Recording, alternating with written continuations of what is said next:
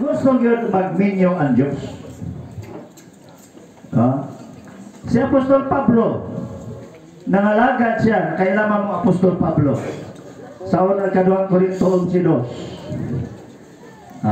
Ikaduhang Korinto 11:2. Sa ingon dia, kay aduna ko dakong pangabugho alam ninyo, kay gikatagana mo na kamo sa nga maasawa sa usalang kabana. Basta na yung microphone. Yeah. Men, kay nangabugo ko alam ninyo sa pangabugo sa Dios.